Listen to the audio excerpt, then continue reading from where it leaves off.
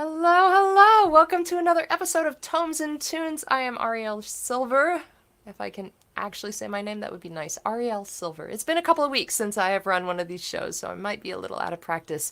I ran off last week to the Folk Alliance International Conference. I am wearing a shirt I got there, Eat, Sleep, Folk, Repeat. My sweetheart said that I should make a shirt that says Eat, Sleep, Folk, Repent, which I don't know. So maybe I'll make that shirt. Anyway, there's nothing to repent. It was a really awesome conference, a lot of live music, and I can very authentically, honestly say that it was more live music in those 4 or 5 days than I had seen in the last 2-something years, for reasons that of course we all know.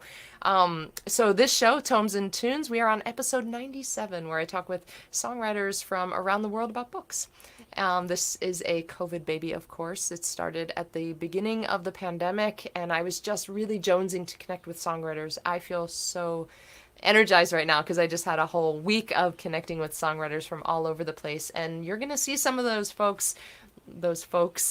folkies, emphasis on folks, on this show in the future. But today we are traveling virtually from my little she shed in my Los Angeles backyard to my old stomping grounds of New England. We have a formerly Boston-based, now New Hampshire-based songwriter, Katie Dobbins. I'm going to bring her on right now. Hi. Hi, thanks for having me. Yeah, I'm so happy to have you. Katie, I am going to be playing on your show in a couple of weeks, a week and a half, I think. And here you are in this show, but I can't remember how we first got connected. Was it just one of those random things where we're both songwriters out in the world, or we didn't bump into each other in a song circle? I'm pretty sure we didn't. It was virtually in one of the chats at an event at New England Regional Folk Alliance. Oh, okay. Yeah, Wow, at that's NERFA. good memory. Oh my gosh. Was that the only regional conference that you went to, or did you go to the other ones? They were all virtual last year. Nope, that's the only one. And it was actually my first time that I've ever gone. Yeah. And I was really impressed with how many people I connected with, even though it was virtual. And a lot of the people I had never even, like, for example, you and I had never met face to face virtually. Yeah. Literally, I think I threw out that I did the Songwriter Roundup show in one of the chats of the events. And then you hit me up and said, hey, Very I have smart. a show too. And yeah, so that was awesome. I'm glad that it worked out. Wow, that conference was the last of all of the regions, all of the fall conferences anyway. And I remember mostly being exhausted. And I was also shocked at how tired I was from the conference season because it was all virtual. I was sitting literally right here the whole time, rather than flying places or driving and standing on my feet all day long. I was literally just sitting in this comfortable chair, probably eating, I don't know, something, whatever. I feel like sometimes I was still tired. Yeah, I feel like sometimes that can be more tiring because it's all of this output and you're watching things, but you're not getting the energy back from other people. I know I feel that way about live shows sometimes. It's like, yeah, I'm putting a lot of energy into it, but I'm also getting that energy back from the crowd, and it kind of fills you back up. It's this nice little river flowing both ways. And then sometimes with the online stuff, it doesn't always feel quite the same. So right, as you're performing, it's like all you can do is imagine because you've performed in the past. All you can do really is lean on your memory. Oh yeah, this is where the audience would probably be clapping. Oh yeah, this is where the audience would be saying something back because I just said something. Or maybe they would be laughing or groaning if the joke was really bad, right. Yeah, just imagining all that. It's that like in-person energy that when you leave a show and you're like, man, I don't know what it was, but that room felt good tonight, Yeah. But I am thankful. I feel like my fans that do tune into my live streams are usually really like involved, I guess. Like I Yeah. mean, they're even more chatty maybe because they can comment during a song, you know? And so it's been really fun, just totally different. I love when they get to know each other. You know, like Yeah. I was doing this show from the beginning of the pandemic, but for that first year, I was doing another show on Fridays, and some of the same folks would show up every Friday, and they started to get to know each other. Like, oh, this person's from Texas, and that person's from Utah or something. But they would, oh, hi, how are you? You know, Mm-hmm. Yeah, that's it was, awesome. yeah, it was a little bit, it was surprising, and it was sweet, and I think that, especially at that time, man, we needed those little moments of, wow, that person recognizes my name, even if we've never met in person. Yeah. Yeah. This year, the West Coast Regional, the Far West is Folk Alliance Region West. Their conference is entirely virtual again in the fall, so maybe I'll see you at that one. Are you Oh. planning on going to the NERFA one, which is in person in New Jersey? I'm not planning on going in person. I do have a virtual ticket because I know they're kind of trying to do both. Yeah, the So I'm hybrid thing. curious to see how the hybrid thing Yeah. feels. Yeah, Yeah. good for you. Yeah. So, and I haven't really ever checked out all the different regions. Do you have to be, like, do you have to have ties to the West Coast or Mm-mm. anything? No, you No, can not just at go. all. Hmm. Yeah, yeah. In fact, the Far West region has a song circle twice a month, and it doesn't matter where you live. You can do the Oh, Zoom song circle and jump in and get to know people. So when you're ready to tour out here, or people on the song circle might not be from here, but in fact, there's a guy Peter Lendorf who lives in Western Mass, and he's there all the time. that's So awesome. I'll definitely have to check them out then. I'm yeah. already learning something at our little book I love talk it. song swap. This is great. Yeah. Yeah, one of the great things that I really appreciated about the last couple of years, despite the challenges that, we were all up against, and some people even more so than for sure than I was, sitting here in my Los Angeles backyard. One of the upsides was that it collapsed space in this way that we could all show up to these regionals, or like I was at NERFA, for example, last year, Hmm. and here I am living in Los Angeles. Like, it didn't matter where you were, and you could connect with different folks. And now I went to the big Folk Alliance last week in Kansas City, and there were so many people that I kind of forgot that I have actually never known them in 3 dimensions. Yeah. And we just greeted each other like old friends, because we have become friends over this time. So it's like, Hmm. oh, I forgot that I didn't know you in 3 dimensions. Like, you're so much fuller. There were you so know many hidden blessings over the past 2 years like that, and I feel like Yeah. there was more time to meet these kinds of people that you might not have met otherwise, and because there was more space in our lives because other things weren't happening. So Yeah. So for you, what was your life like before the pandemic, and now? Like, what's changed for you? so much has changed. So before the pandemic, I was living in Boston. I told you before the show, and I was teaching full time, also doing the music thing. I say full time because it really was like juggling two careers. I mean, I was playing out all the time. I was recording albums. And so, yeah, my life was very, very busy. I was also on the worship band in my church, and so that kept me busy as well. So it was really just like constant movement, Hmm. and Yeah, it constant movement. drastically changed in the pandemic. I went from like just feeling like I was go, go, go all the time, and kind of having a sense of almost like pride about it, like, oh yeah, like I can handle all this stuff, like Yeah. this culture of busyness. We just feel so like proud of ourselves, like look at all this stuff I'm doing, and it Yeah. was fun. It was energizing to just go from thing to thing and get to have all these fun experiences. But then when it all stopped, I realized how just exhausted and depleted I Yeah. was. I think a lot of people realized the burden that they were carrying when they Yeah. had to put it down. I mean, the world forced us all to put it down for at least a few weeks. At least this for 6 weeks, if not much longer. Yep. But yeah, I think a lot of people had this feeling of exhaustion that they didn't even realize was underlying everything that they were doing. Yeah. And so at first, I kind of just like didn't really do anything about it. I was just like, huh, that's interesting. I'm so tired.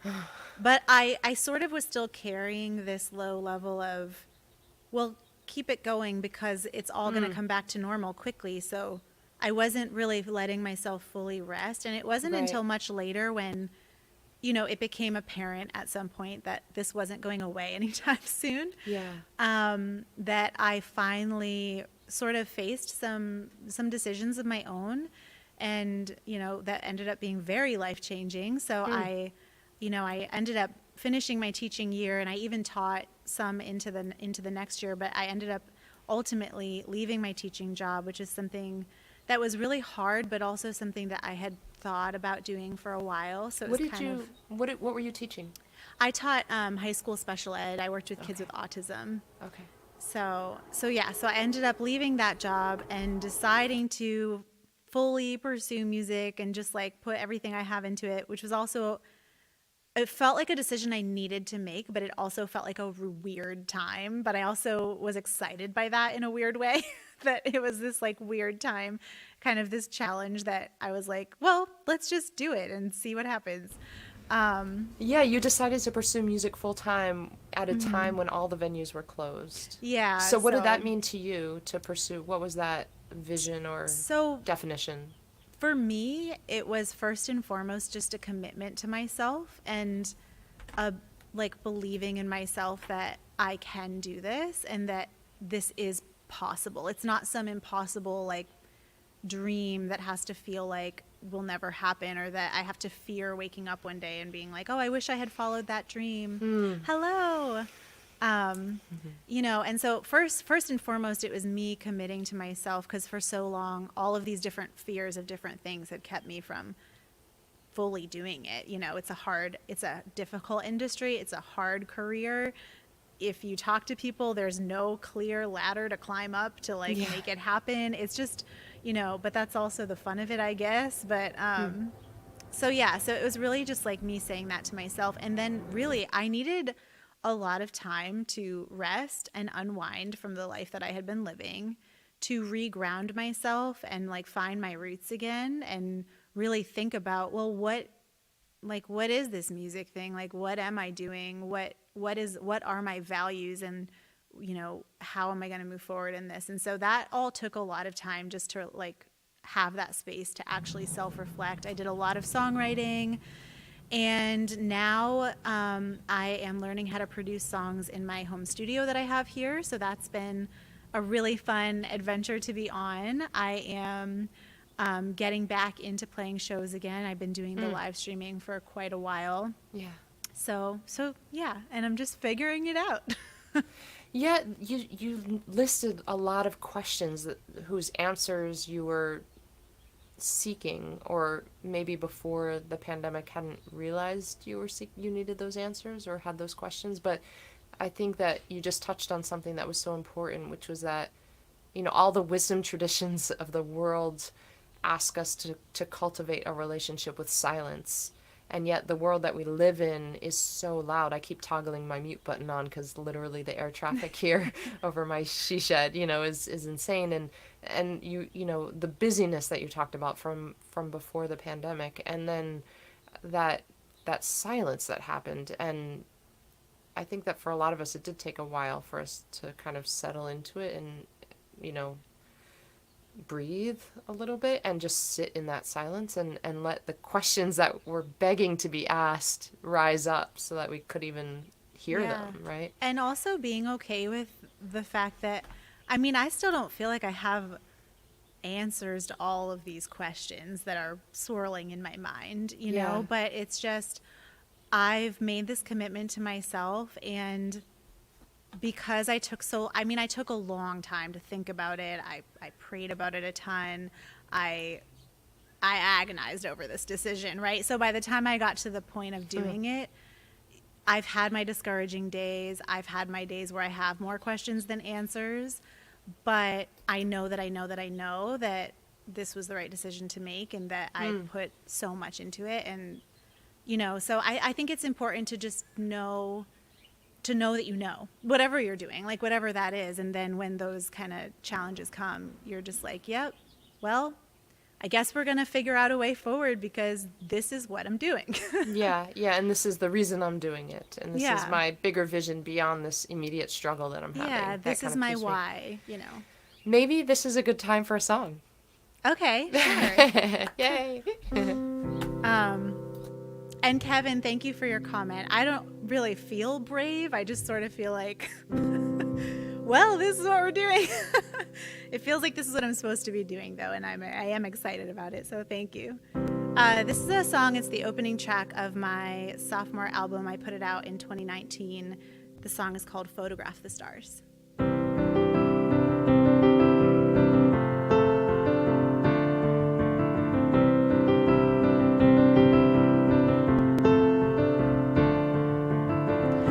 One of those nights, so dark outside, I wish I could hide, but thank God for the moon.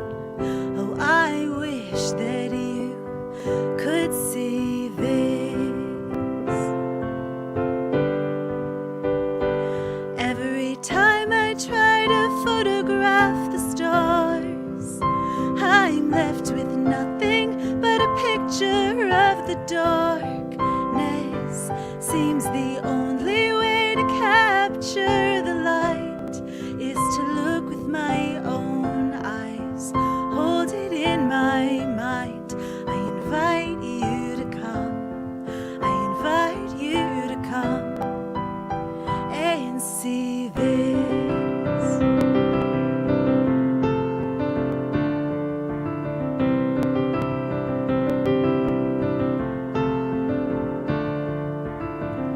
One of those nights, my dreams burn so bright. I'm feeling inspired by this moon. Oh, I wish that you could see this.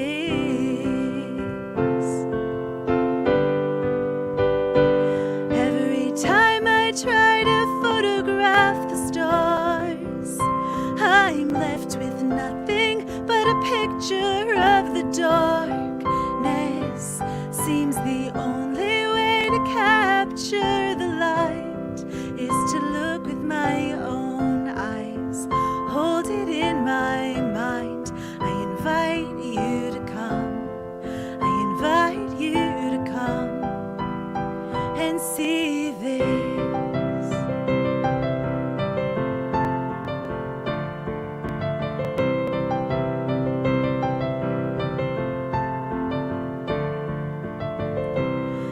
See this light, it burns so bright.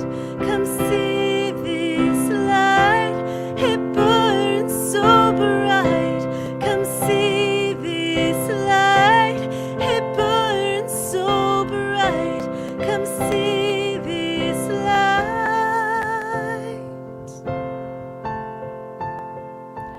Every time I try to photograph these stars, I'm left with nothing but a picture of the dark. The only way to capture these lights is to look with my own eyes, hold it in my mind. I invite you to come, I invite you to come.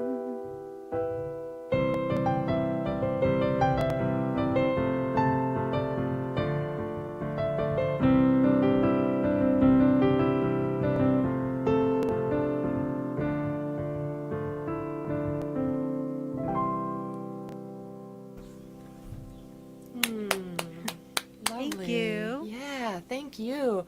What a lovely song. I like that idea of trying to photograph the stars versus just looking with the naked eye and appreciating that moment and seeing that. It creates such a, it feels like an embodied visual. Like I feel myself sort of sitting on this picnic bench at this place that my sweetheart and I go up to in Big Sur along the central coast of California, and we just sit out there and look at the stars at night, and it never even occurred to me to try to photograph it because I know that it wouldn't, I'm not a photographer. I know that it wouldn't work anyway. Right. And so that's the thing that's so special about those nights that we get up there is that, yeah, we never come back with photographs of the nighttime, and the nighttime is that really special, beautiful Milky Way time of wonder. Yeah. I also want to say that I like the sonic space of where your voice sits in that song with the left hand bass, but the right hand is not right where the voice is for most of the song. You do get into that territory a little bit, but for a lot of the song you're up higher and your voice sits right in the middle, and that was really refreshing to hear that. Oh, thank you. That's so nice. Yeah. Yeah, I love that song. I grew up and now live because I moved in the pandemic, relocated back to my hometown and just stayed because I love it here. But so I'm in New Hampshire and we live by a lake, and so I love to just go down by the lake and stargaze, especially like on those meteor shower nights, and just soak it all in. And it's like you're saying, it's one of those things that you just can't capture. It's kind of like when you try to go see fireworks and everyone's got their cameras out and they're all videoing it. But, you know, and sometimes I'll video it too, and then I'll go home and I'll watch it and I'll think, why did I even try to video that? Like, it's not even good. I'm not going to, like, this isn't even entertaining. It's not pretty, you know, and it just, so many moments in life are like that, visual or otherwise, that you just, you know, you try to tell someone about it and it's just not the same. You have to be present in the moment.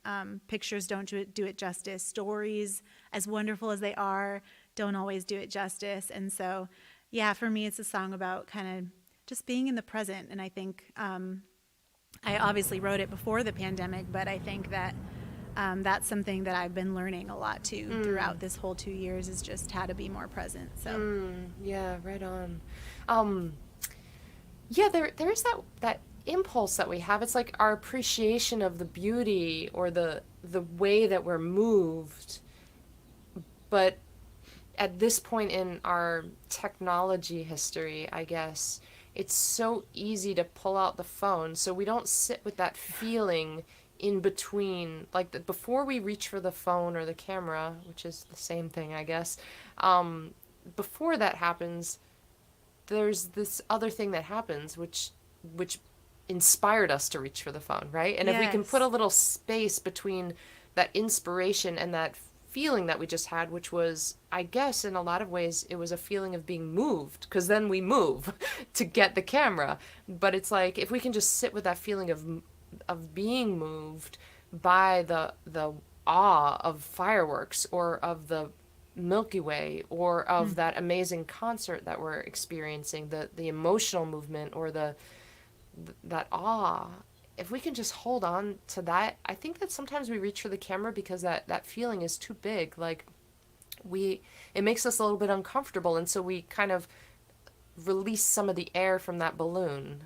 You know what I'm saying? Like we want to relieve that pressure of that awness. it's emotional. I mean, if you really, and one of my core values that I came up with when I was first like, okay, I'm going to do this music thing, like what's even important to me, was literally just awe and wonder.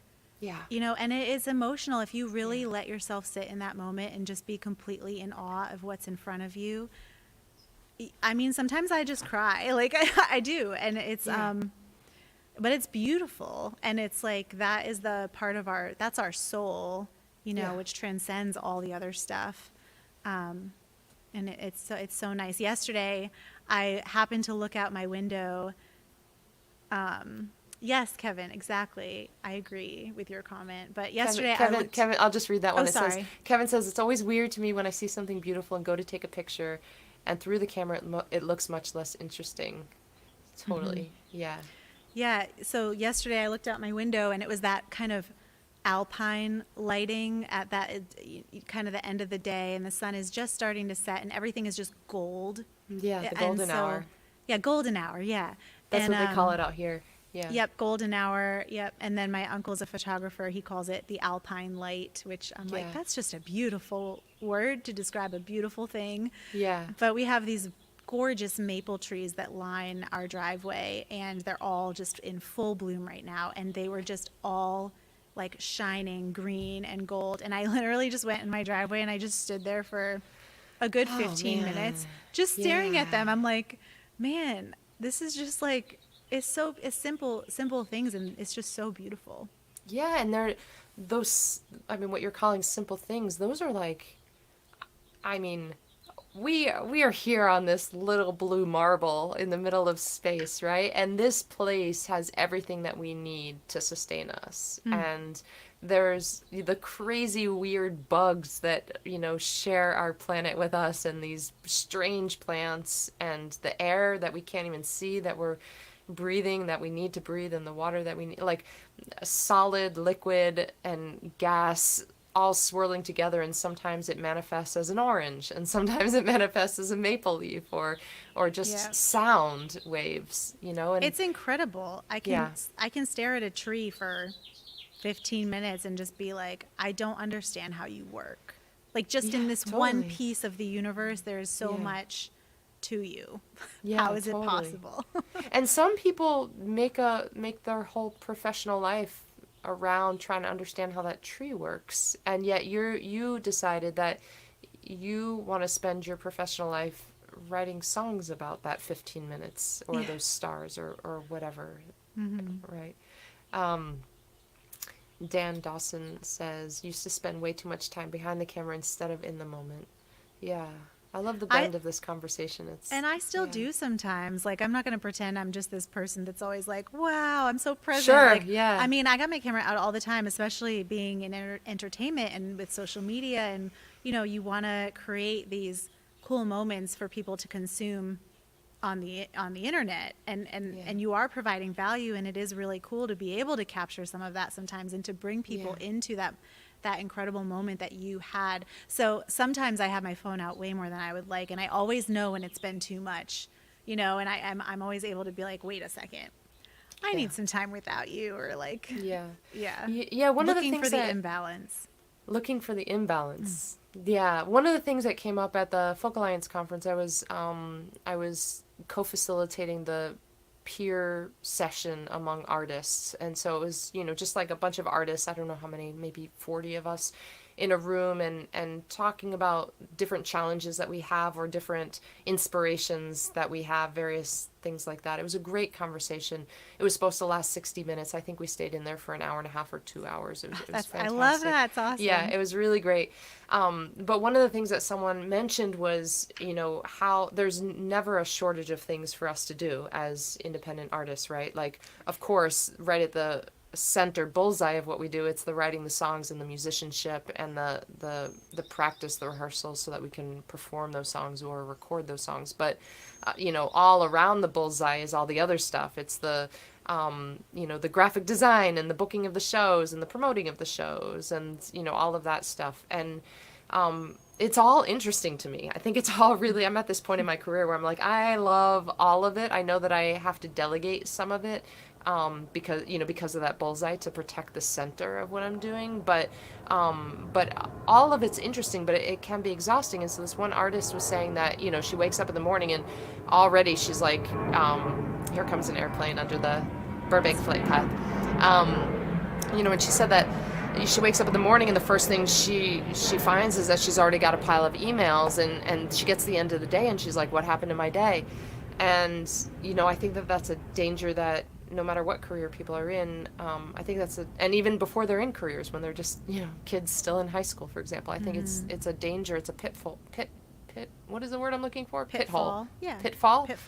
That thing. I get words all wrong all the time, though, so I don't know. It's like the first half of one word and the second half, just mash them up. And, you know, and for me, I had to make a decision. I don't know when I made this decision, but, you know, I wake up in the morning and I don't look at my phone. I go into the kitchen, I turn on the coffee maker, and I sit down to meditate. And when the coffee maker is finishing its brew, it has a little bit of a different sound to it at the very end. And I think that that's become my subconscious cue to come out of meditation. And then I pour myself a cup of coffee and sit down with my journal for a while. And then when I start to reach for my phone, frequently I notice, oh yeah, that's because you're in a part of your journaling that is difficult. So if you can not pick up your phone here and just stick with it, there's gold right beyond this boulder that you feel stuck behind, if you can just push your way to stay in the journaling right there, you're about to come up with something really important. If I can do that, then, and ideally I don't even look at my phone at all until about 8:30, and then I'm ready to work at 9. That's impressive. I did try that for a while, but I can't say I've stuck with it, but you're making me think I should try again. You get good at whatever you try to do. You just keep trying. It did feel good. It did feel refreshing. You're setting the tone for your whole day, however you start your day, Yeah. So. And even if you don't know what you're writing in your journal, even if you don't have anything to write that day, you can just rewrite that list of values that you are thinking about. That way they're at the top of your mind, That's what I do sometimes. I'm just like, who am I and what am I trying to do and why am I doing this? And eventually it gets to the how, but the most important thing, like you said before, is like, why am I doing it?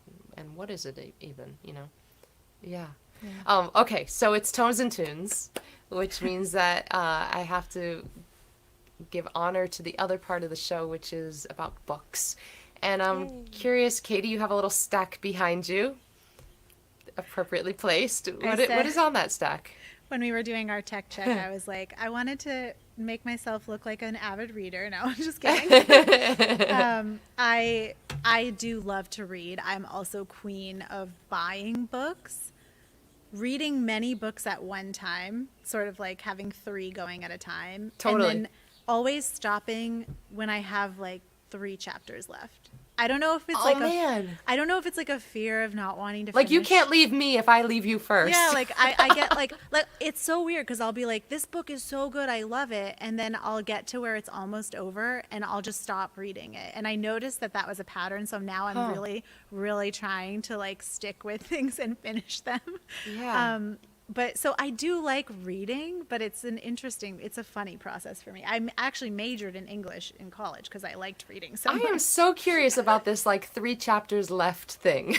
I know. That is such an interesting, like there's curious so thing. many, if you looked at my bookshelf, you would think, wow, she must just read all the time. And half of the books I haven't ever read. I just have an addiction to going to bookstores and being like, this book looks great, I have to buy it. Yeah. And then the other half I've read, but you'll see a bookmark, 3/4 of the way through. Like this. So this is what I'm reading right now. This is Jules' memoir, Never Broken. Yeah. Have you read it? I did that one on Audible.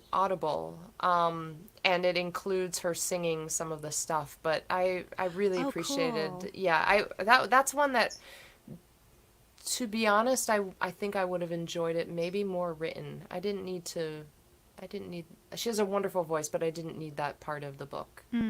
Yeah, what do you think of that? I'm enjoying it. Her writing style is a little, I like a little bit more like poetic kind of narrative writing, and she sort of is just like telling the story how it happened more so it's not super my style, but I find her life so fascinating. It is and like fascinating. The way that she came from nothing and just paved a way for herself, and so much of what she, like her attitude about just being grateful and just I just like who she is as a person. I really admire. So and it's very hopeful and inspiring to read about how somebody else sort of overcame things. And I will say this about that book, and I'm not a fan in general of celebrity memoir. I do not like I don't like memoirs either. I like memoirs.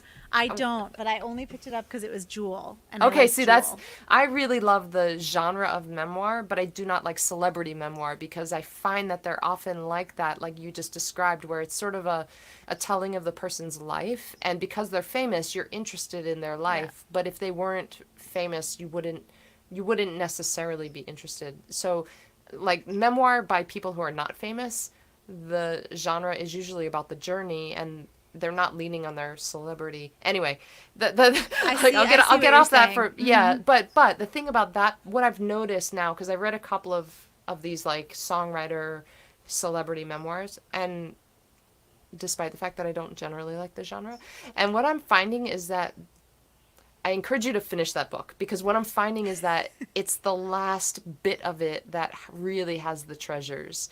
Like the last bit of it is where they get beyond the what happened, who I knew, where did I live, addiction, sex, rock and roll, whatever it is, you know, and they get into the deeper thoughts of like just much deeper contemplation and engagement with, okay, that's what happened. Now this is what I make of it. And this is how I, you know, I don't know. So anyway, I'm going to plug my way through.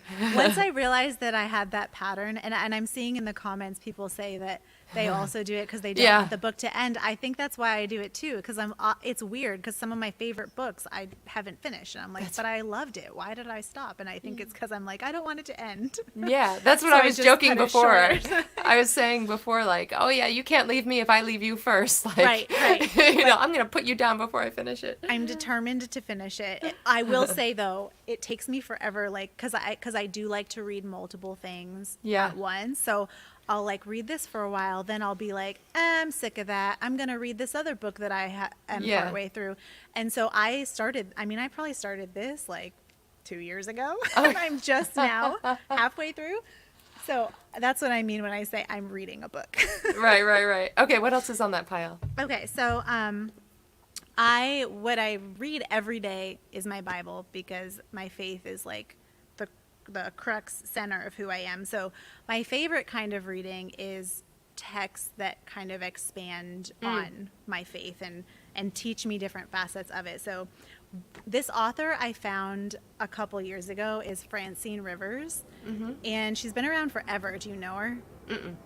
She's been around forever, but I only just discovered, and what she does is she takes stories from the Bible, but then she writes about them. It's fiction, but she's like expanding on the story, how she imagines it might have gone if there were more details. Because so many stories are kind of skimmed through. Like in religious texts, like the Bible, it's just kind of told very factual. And so what I love about this is she like really, there's so much character development, and it just makes, not that I read this and think, oh yeah, okay, that's how it happened, because this is just her imagination of how it happened, but it makes me think more about, oh yeah, I never thought about that character, because it kind of just skims over it in the story, and like, what would that have been like? And it helps me to read more actively, I think, and like picture these moments in history differently. Oh, you're muted.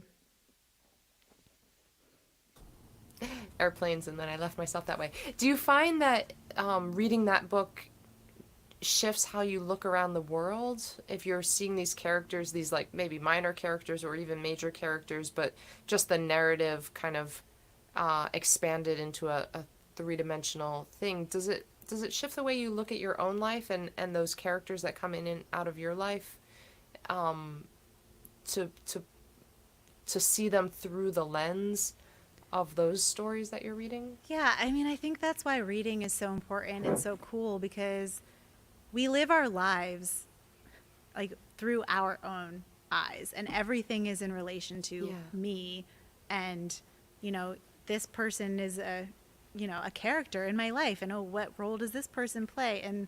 But yeah, I mean, it definitely makes you think about, I've never really thought about this till you're asking me right now.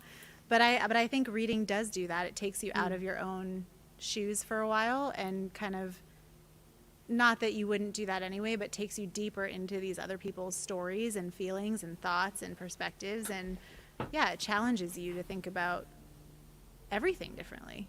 Yeah. Okay, what's next on the list? Well, these are also Bible texts, so I don't know. But it's just, this is what I read. So, but I'm trying to like also diversify, and sometimes read a memoir or sometimes read fiction. And the quote that I picked isn't from any of these books. But anyway, this is a book I start every year with. It's a book about prayer, and kind of like, it's Mark Batterson is an author. He's a Christian author that I love. And so I like to start every year with that book, because it just sort of resets me for the year of like, okay, yeah, prayer is important to me, and like, yeah, this not just important to me, but like critical for everything in my life, and these are all the reasons why, and like, it's just a really good reset. And then this book I just started is called The Power of God's Names, because God has so many different names in the Bible. He's called so many different things, and I've always wanted to study why that is and like what do all these different names mean. And so this book goes into it, and I'm really excited to get into that. So Awesome. Cool. Thank you. And so you said that you have another book that you're going to share. yeah. What is that one? Okay, so I don't know how many books I was supposed to bring. Sorry. I was like, it's a book talk. Yeah. I love that you brought in like a whole stack of it. It's awesome. So what is this other mystery one? Yes, I have to, the quote, I don't actually have this book because it's one that I took out from the library and read, and I've already finished it, but I think it's one of the, if not the most impactful books I have ever read. And it's called The Hiding Place. Have you read it? Mm-mm. So it's called The Hiding Place. Of course, I'm blanking on the author because I didn't write it down. But it is about this family in, the era of Nazi Germany, and they were hiding and protecting Jews, and they saved like so many lives doing so, but obviously had put themselves in grave danger. And then eventually they got found out and they got sent to the camps themselves for harboring these Jewish people. And it's a true story, but it's so incredible because of the way that they were able to maintain their faith throughout this, because they were also people of faith, and maintain their faith throughout this whole thing, and like maintain this positive attitude throughout in circumstances that are just like unimaginable to me. Yeah. And so, should I share my quote? Yeah. Please. Okay. And it takes place, where are they living, this family? In Germany. Okay. Was it Germany? I believe it was either Germany or Poland. Okay. Sorry. I read it like a little while ago, like a year ago. So. And you didn't know that you were going to be tested on it a year ago. I didn't. Now the details are like, oh gosh. Okay. So they're in this, Nazi Germany camp, just the most horrific of conditions that you could ever imagine. And, Betsy, one of the characters, says, well, what better way could there be to spend our lives? If these people can be taught to hate, they can be taught to love. We must find the way, you and I, no matter how long it takes. And I wrote it down because I'm just like,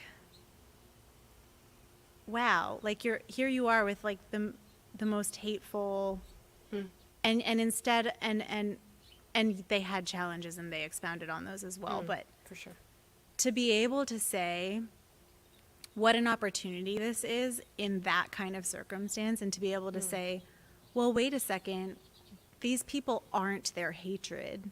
They've been taught hatred, and they must also be able to love. Like, even in hindsight, looking back into history, I can't fully adopt that attitude towards that kind of hatred. And yet in the moment they are seeing the world that way. And I like cried. I was like, wow, that's incredible. Yeah. Yeah, I think that when I look at extreme adversity, for example, Auschwitz, and the prisoners of a concentration camp. And when I look at those situations and realize that there were people there, all of the people there, all the prisoners there were living, dying in, like you said, the worst conditions.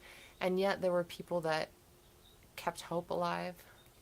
People that there was art that was created, there was music that was created, people cared for each other. A lot of it was arbitrary, whether you lived or died, so I don't want to say that the people that were doing good were the ones that got out, or who were spreading that light were the ones that got out, because that's not necessarily true. But what I find inspiring when I go through my own difficult times is to look at how much worse it could be, and yet there were still people who played music, created theater, painted, And it was cared for important, others. and all this stuff was still important, you know. Like I think when those times come, yes, Corey Ten Bloom, thank you, and also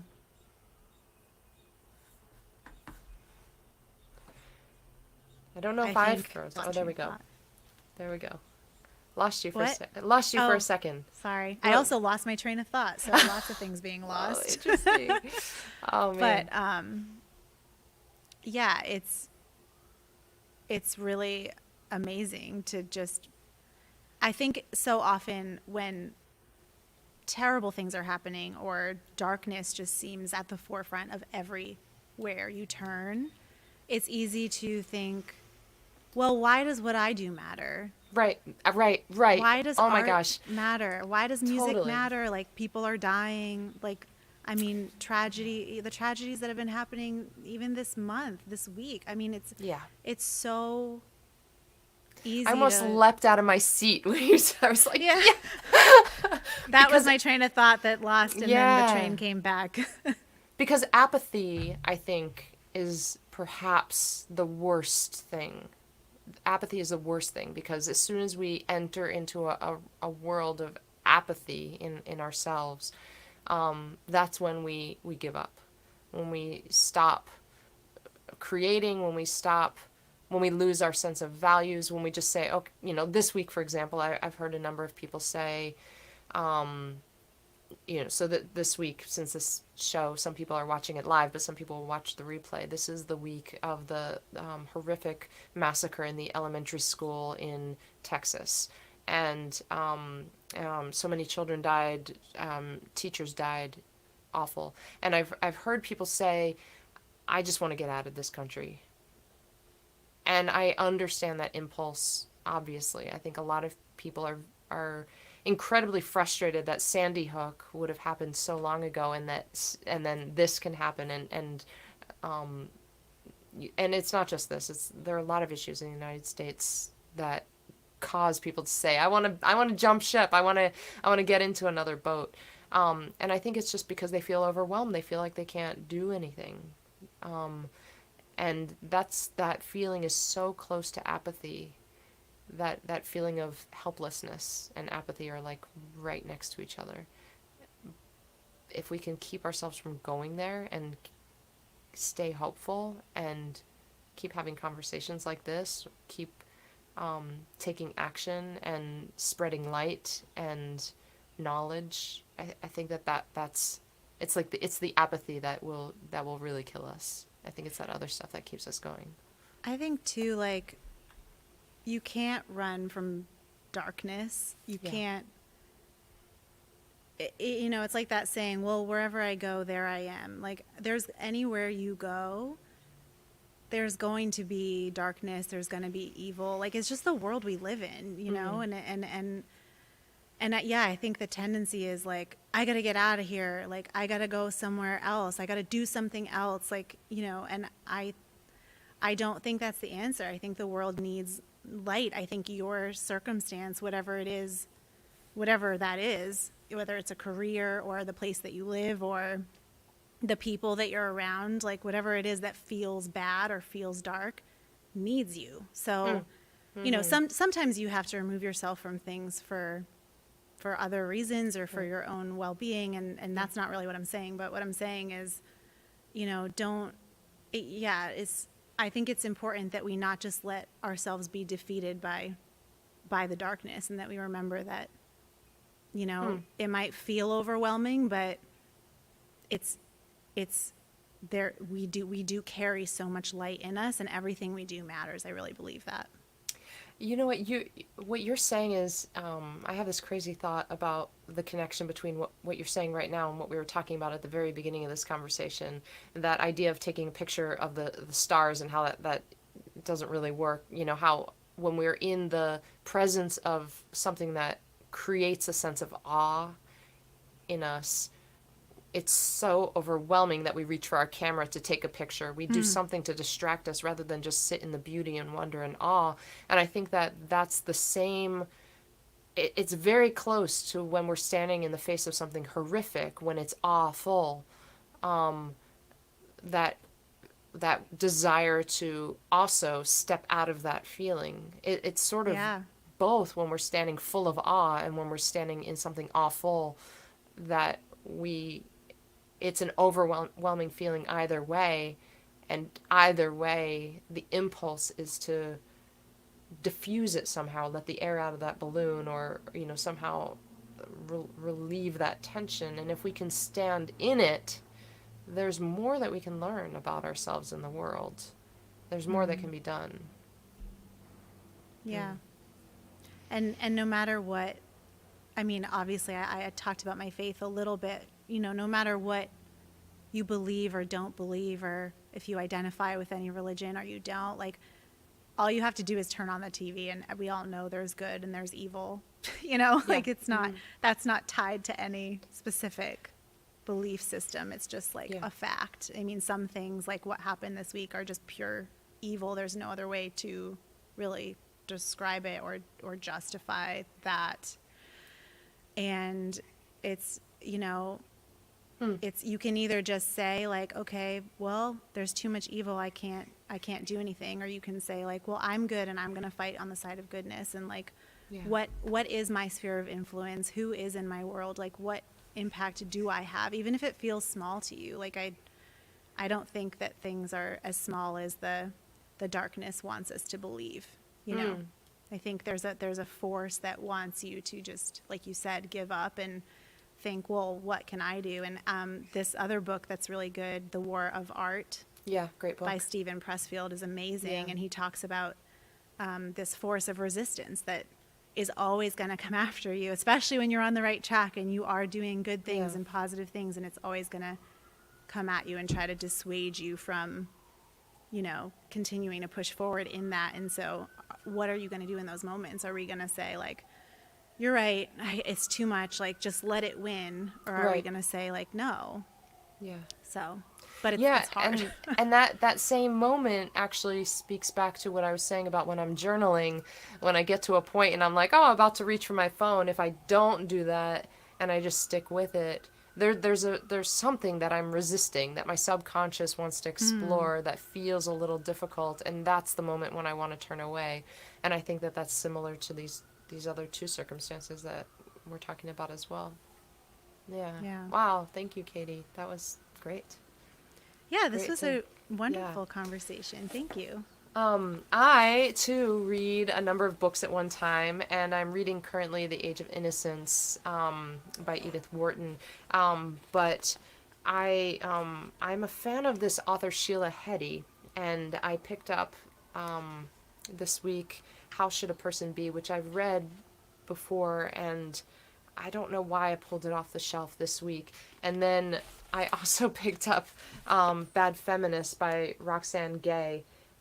She is a wonderful culture critic and really brilliant thinker, much more attuned to pop culture than I am. I'm a little bit of a, I don't know, idiot when it comes to pop culture. I'm just not that plugged in as she is. But I did not do my homework for this show and pick out the right passage from How Should a Person Be. So maybe I'll just share the very beginning, the prologue, and kind of we'll just dip our toes into that. So Sheila Heti, How Should a Person Be? This is a novel. It's written in first person in a very intimate way. So she likes to play with this idea of fiction and nonfiction, and it's really easy right from the beginning of this book to sort of forget that she has sort of labeled it as fiction right at the beginning. She says it's a novel, so it's fiction. She likes to play with that. So anyway, the prologue starts out this way. How should a person be? For years and years I asked it of everyone I met. I was always watching to see what they were doing, what they were going to do in any situation, so I could do it too. I was always listening to their answers, so if I liked them, I could make them my answers too. I noticed the way people dressed, the way they treated their lovers. In everyone there was something to envy. You can admire anyone for being themselves. It's hard not to when everyone's so good at it. But when you think of them all together like that, how can you choose? How can you say, I'd rather be responsible like Misha than irresponsible like Margot? Responsibility looks so good on Misha, and irresponsibility looks so good on Margot. How could I know which would look best on me? I admired all the great personalities down through time like Andy Warhol and Oscar Wilde. They seemed to be so perfectly themselves in every way. I didn't think, those are great souls, but I did think, those are some great personalities for our age. Charles Darwin, Albert Einstein, they did things, but they were things. I know that personality is just an invention of the news media. I know that character exists from the outside alone. I know that inside the body there's just temperature. So how do you build your soul? At a certain point, I know you have to forget about your soul and just do the work you're required to do. To go on and on about your soul is to miss the whole point of life. I could say that with more certainty if I knew the whole point of life. To worry too much about Oscar Wilde and Andy Warhol is just a lot of vanity. How should a person be? Anyway, so it's her exploration of that question in a novel, fictional setting. So That sounds really good. she's an interesting writer. Yeah. She is an interesting writer. She has another book called Motherhood, which I think she calls it a memoir, but she might call it a novel. So she's again playing with the true nonfiction or fiction idea, but she's sort of trying to answer the question about whether or not she wants to have a child, and she explores it really deeply in the book. It's an interesting one for people who have grappled with that question especially. I'm all about like, be your authentic you. You know, figure out who you want to be and be that. So that book, that the prologue that you just read, was very intriguing. Yeah. Sometimes that's a hard question, right? Especially when you're younger. I think the older you get, the more you know yourself and know who you are. Yeah, and you realize, like she was saying in the prologue, you start to realize what facets of your personality have been influenced or formed in part due to all of these noises and media and things that we hear all the time. I mean, it's so much marketing. We're just inundated with all of this like subliminal messaging all the time. And when you start to be aware of it, you start to sort of be able to strip it away and say, oh, I don't really know if I think this, or if that's just because that's what I've been like conditioned to think. Or do I like, we've been talking in our house about how many violent TV shows there are, and I like them. And then I'm like, do I like? I don't really like blood and gore, but I like suspense, you know. And I'm like, do I like it, or have I just been conditioned to sort of like, this is what is here, so I watch it. But should I? Do I like? Is this feeding my soul? So that's all fascinating to me. Yeah, once you realize, like, you put a sliver between what you used to just accept as is, and you start to realize, no, I can make other choices, or is that the right? You know, I think that a lot of us, not everybody maybe, but a lot of us, as we grow up, it's almost like we're wearing clothes, and we think the clothes are us, and at some point we're like, oh, wait a second, this is a shirt, this is not me. Right? This is just over me. This is just something that I've laid over me, and I can take it off and I can put other things on me, but there's something else that's underneath, the true me. Yeah. And I think there are people that come into this world with a fully conscious sense of me-ness, who they are, you know, but I think a lot of people, that's more of a spiritual awakening that happens later on. I know for myself it was. So you have to be so intentional, because everybody wants to tell you who you are, right? Especially when you're younger. Yeah. But even now, like, people are so quick to throw labels on people and things, and oh, you did that, well, you must be this. Yeah. You know, people just want to tell you, and you have to like know for yourself. Yeah. Well, We are at the top of the hour, and we still need to play some music. So, Katie, will you play a song for us, and then I'll take us out with a song, and we'll call it a day? This has been a great conversation. Yeah, thank you so much. This is thank you. Riveting, if I do say so myself. I literally was jumping out of my chair. Okay, so let's see. We've been talking a lot about darkness and light, so I'm going to play a song called There's a Light. This is also on my album, so if you like it, you can find it on Spotify and all that jazz.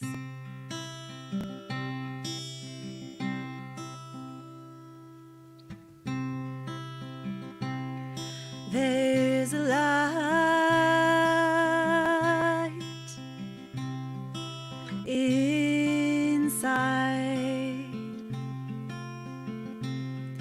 and it shines.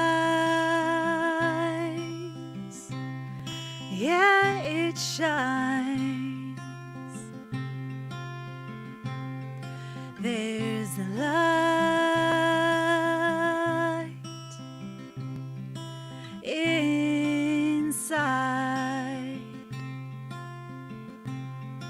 and it shines. Yeah, it shines so bright. When the shades open in the morning and the rays come through the window glass, and you hide your head under the covers, 'cause you want the darkness to last just a little longer, just a little longer. But that light shining in the morning, you can tell it's not going nowhere. So you pull your squinty eyes up, blinded by this beautiful day. But not everybody's ready to wake up. Not everybody's ready for a cup. They don't really wanna see anything but their own sheets. But do you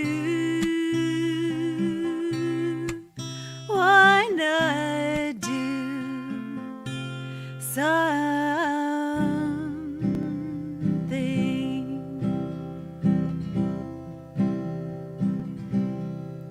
There's a light inside, and it shines. Yeah, it shines. There's a light inside, and it shines. Yeah, it shines so bright. But they don't really wanna see the light that's bursting at your seams. All you gotta do is tell me, do you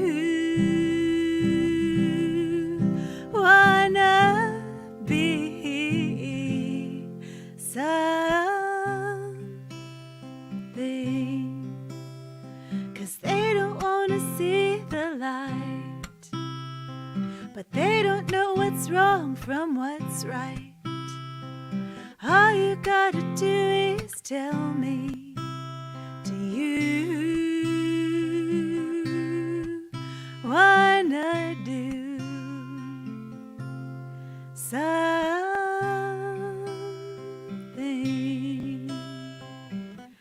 Ooh.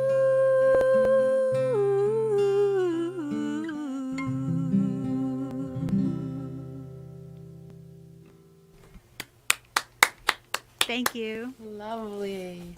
Thank you, Katie. As promised, I'll take us out on a song, but I think I'm gonna save that one that I told you about in the green room for another time. The mood is just so pleasant right now that I think I need to just stay in that light. Maybe we'll do this one.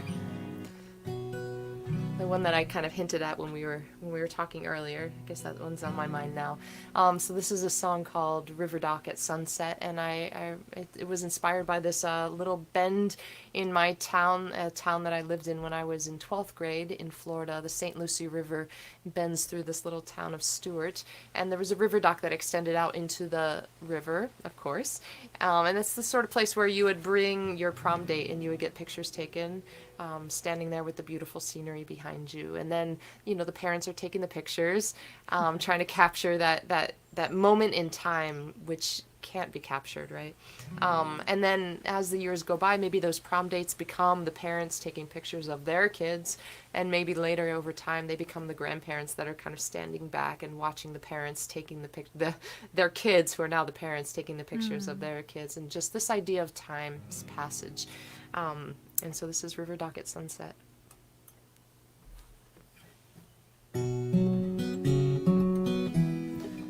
Let's just do it in the right key, though.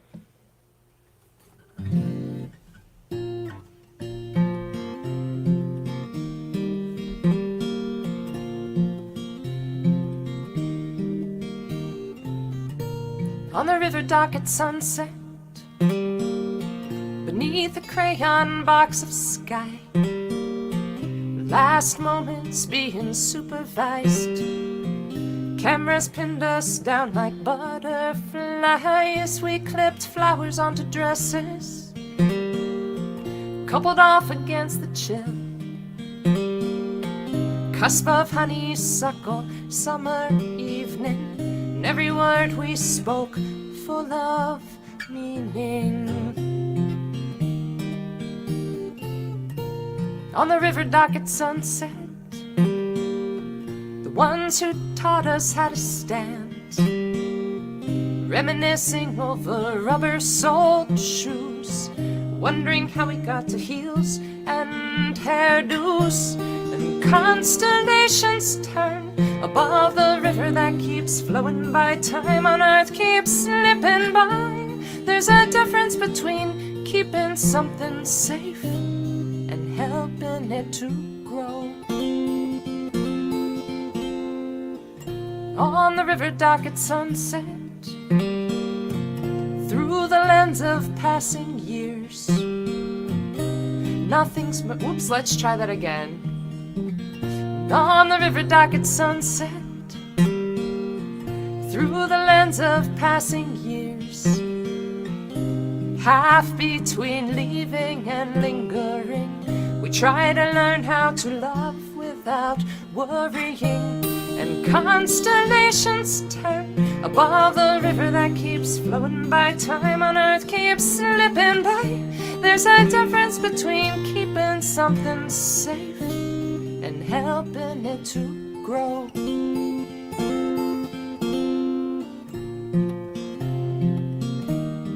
Helping it to grow. On the river dock at sunset, along the worn and weathered boards, nothing's meant to stay, but still letting go is the hardest drill.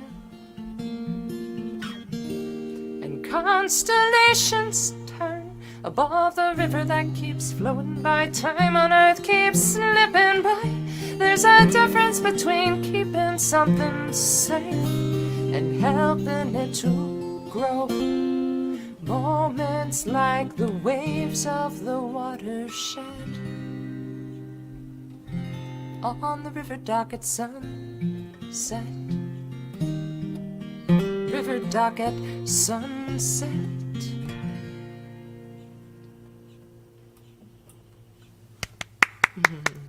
That was gorgeous. I Thank you. love that. I love the line, How to Love Without Worrying. That so resonated with me. Like you love people so it's a hard tightly, one.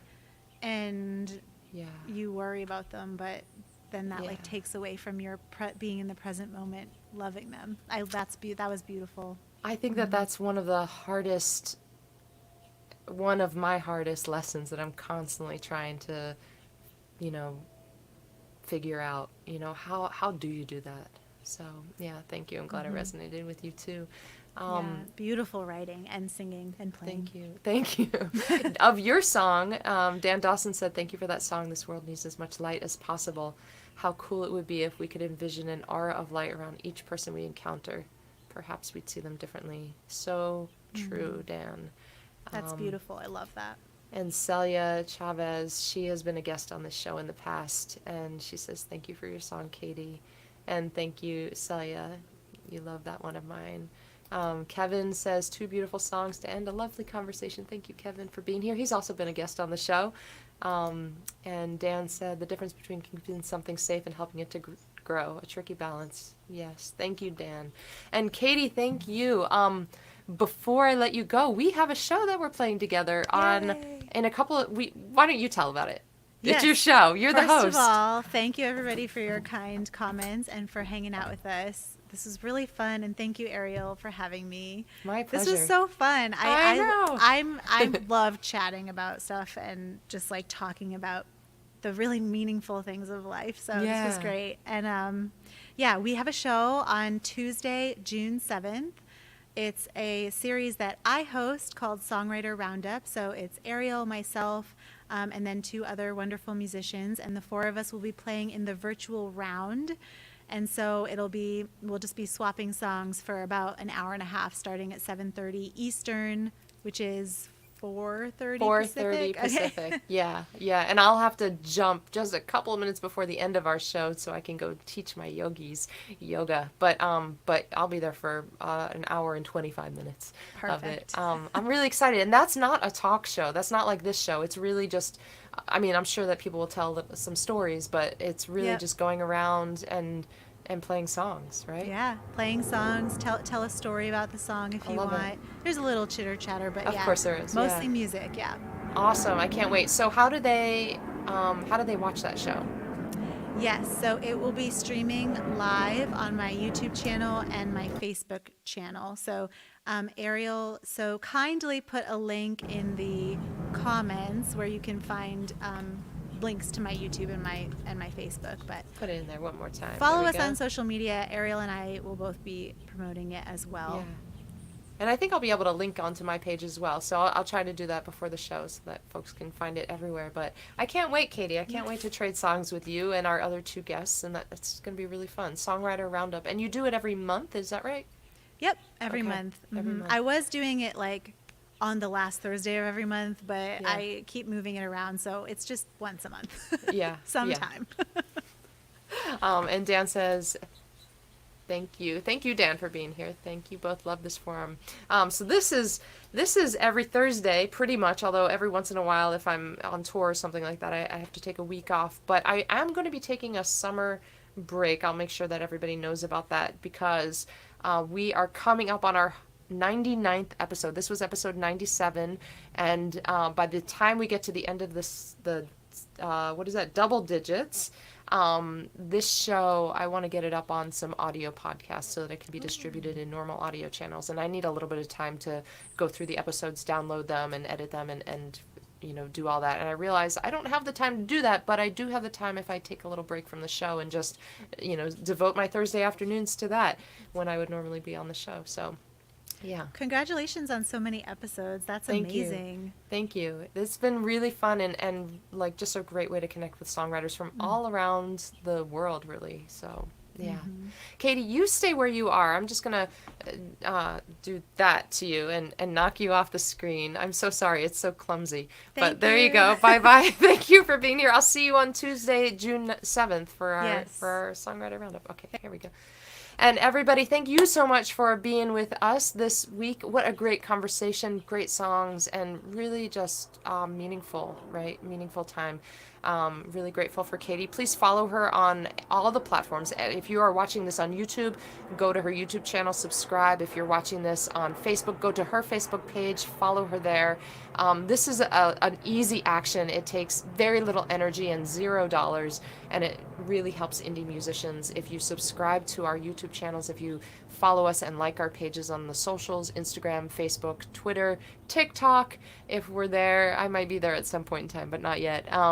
And also, of course, on Spotify, Apple, Amazon, however you listen to music. And I'm sure that Katie has CDs for those of you, us, who still listen to CDs. I do as well. So I will see you hopefully next week. And until we meet again, take good care, shower the people you love with love, tell them the way that you feel.